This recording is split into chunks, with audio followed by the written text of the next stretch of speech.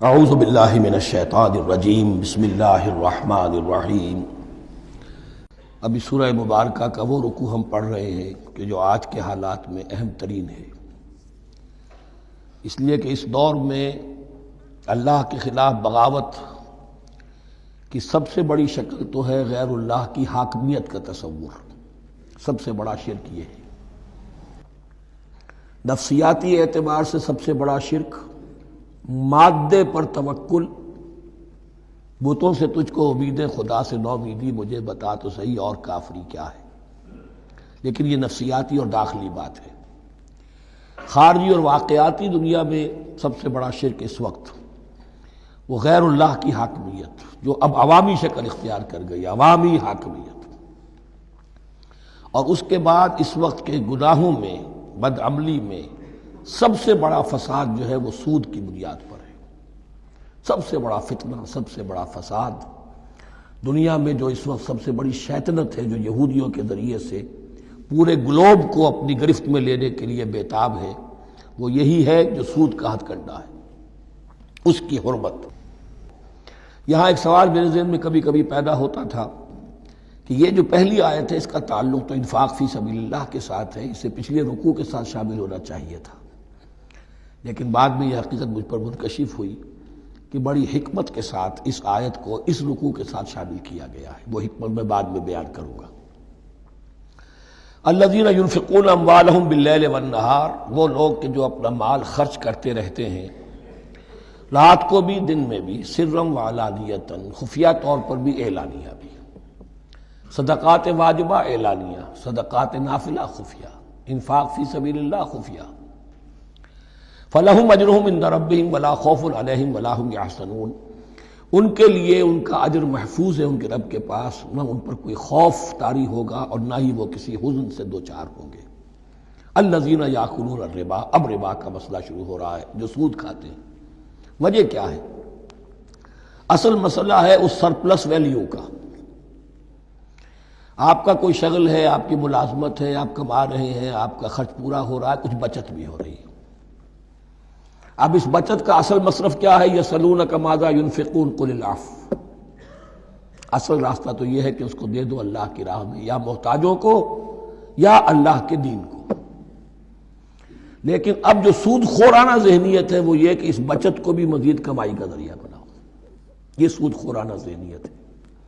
لہذا اصل میں سود خوری انفاق کا کی ضد ہے، اور یہ عقدہ مجھ پر کھلا جبکہ القرآن یفسر بعضہ بعضا، اس اصول کے تحت جب سورہ روم کی آیات کا میں نے مطالعہ کیا، وہاں یہی شکل آپ کو نظر آئے گی کہ ان دونوں کو مقابلے میں لایا گیا ہے، اللہ کی رضا جوئی کے لیے انفاق اور ربا، سود پر رقم دینا۔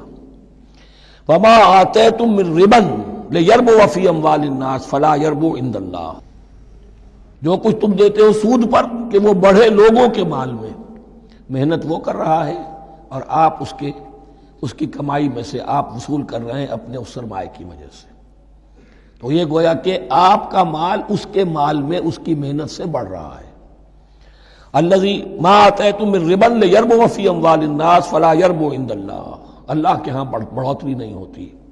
وما آتیتم من زکاۃ تریدون وجہ اللہ فاولئک ھم المضعفون، اور وہ جو تم زکوٰۃ اور صدقات میں دے دیتے ہو اللہ کی رضا جوئی کے لیے، تو وہ ہیں جو دوہرے چوہرے کر رہے ہیں، ان کا مال بڑھ رہا ہے، اس کی بڑھوتری ہو رہی ہے۔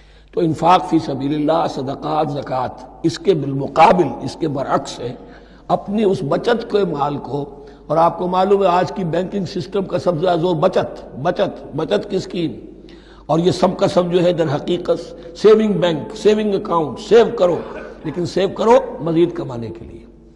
سیو جو ہے اس لیے نہیں ہے کہ اپنا پیٹ کاٹو اور غرباء کو دو، اپنا سٹینڈرڈ آف لیونگ کم کرو اور اللہ کے دین کے لیے خرچ کرو، یہ نہیں، بلکہ اس لیے کہ وہ جو تم بچاؤ وہ ہمیں دو، تاکہ وہ ہم سود پر زیادہ رقم، زیادہ شرح سود پر دوسروں کو دے اور تھوڑا شرح سود تمہیں دے دے۔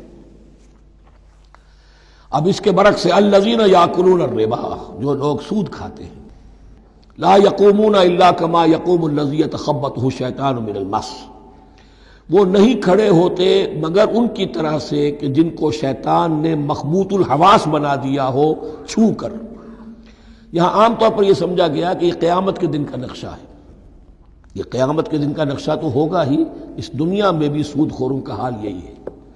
اور اگر ان کا نقشہ دیکھنا ہو تو کسی سٹاک ایکسچینج کو جا کے دیکھ لیجئے، معلوم ہوگا دیوانے ہیں، پاگل ہیں، چیخ رہے ہیں، دوڑ رہے ہیں، بھاگ رہے ہیں، وہ انسان نہیں نظر آتے اس وقت جو بھی کچھ ہو رہا ہوتا سٹاک ایکسچینج کے اندر۔ مخبوط الحواس انسان جو ہے وہ ہو جاتا ہے یہ سود خوری کی وجہ سے۔ الذین یاکلون الربا لا یقومون الا کما یقوم الذی یتخبطہ الشیطان من المس ذلک بانہم قالوا انما البیع مثل الربا۔ اور ان کے سب سے بڑھ کر مخبوط الحواس ہونے کا مظہر یہ ہے، یہ اس لیے کہ وہ کہتے ہیں کہ بیع بھی تو ربا کی طرح ہے، بیع بھی تو سود ہے۔ میں نے 100 روپے کا مال خریدا، 110 میں بیچ دیا، 10 بچ گئے، یہ ربا ہے، ربا جائز ہے۔ 100 روپے کسی کو دیے اور 110 لیے، یہ سود ہو گیا۔ بھائی کیوں ہو گیا؟ 100 روپے کی شے دے دی، یہ 100 روپیہ دے دیا، کیا فرق پڑا؟ 10 لاکھ کا مکان بنایا، 4000 کے قرضے کے ماہانہ کرائے پر دے دیا، جائز ہو گیا۔ 10 لاکھ کسی کو دیا اور اس سے 4000 روپیہ مہینہ دینا شروع کیا، یہ سود ہو گیا، حرام ہو گیا۔ عقلی طور پر یہ باتیں ہیں کہ جو سود کے حامیوں کی طرف سے کہی جاتی ہیں۔ انما البیع مثل الربا، بیع میں بھی جو نفع ہوتا ہے، ربح اور ربا، یہ میں اس وقت بیان کر چکا ہوں سورہ بقرہ کے دوسرے رکوع کے ضمن میں۔ تو یہ جان لیجئے کہ اس ظاہری سی مناسبت کی وجہ سے ان کا مخبوط الحواس لوگ جو ہیں وہ اس دونوں کے اندر کوئی فرق محسوس نہیں کرتے۔ یہاں اللہ تعالیٰ نے ان کے قول کا عقلی جواب نہیں دیا، بلکہ جواب کیا دیا؟ احل اللہ البیع وحرم الربا۔ اللہ نے بیع کو حلال قرار دیا ہے اور ربا کو حرام قرار دیا ہے۔ اب تم بات یہ کرو، اللہ کو مانتے ہو یا نہیں؟ رسول کو مانتے ہو یا نہیں؟ قرآن کو مانتے ہو کہ نہیں؟ یا اپنی عقل کو مانتے ہو؟ اگر تم مسلمان ہو، اگر تم مومن ہو تو اللہ کا حکم جو وہ فرمائے، نہ صرف اللہ کا، جو رسول کہے، ما آتاکم الرسول فخذوہ وما نہاکم عنہ فانتہوا، جو کچھ رسول تمہیں دے لے لو، اور جس چیز سے روک دے رک جاؤ۔ یہ تو شریعت کا معاملہ ہے۔ ویسے اس میں جو فرق واقع ہوتا ہے وہ یہ ہے کہ ایک ہے فلوئڈ منی، فلوئڈ کیپٹل، ایک ہے فکسڈ کیپٹل۔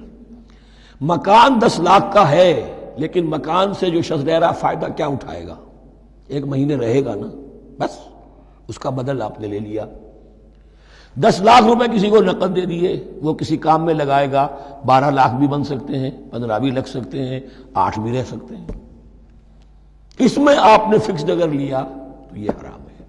ان دونوں میں اگرچہ عام طور پہ کہا جائے گا یہ بھی کیپٹل ہے وہ بھی کیپٹل ہے، مکان بھی تو سرمایہ کی ایک شکل ہے، لیکن یہ فکسڈ کیپٹل ہے، اس کی شکل بدل نہیں رہی ہے۔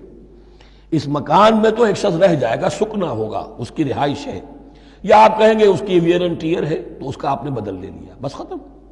لیکن وہ جائے گا، وہ مکان آپ کے لیے رہ جائے گا۔ لیکن یہ کہ 10 لاکھ جس کو دیا نقد، وہ کاروبار کرے گا، کچھ اور کہیں لگائے گا، اس کے اندر اضافہ بھی ہو سکتا ہے، کمی بھی ہو سکتی ہے، اس میں پھر فکسڈ پروفٹ لینا یہ ہے حرام، اور ان دونوں میں کوئی مناسبت نہیں۔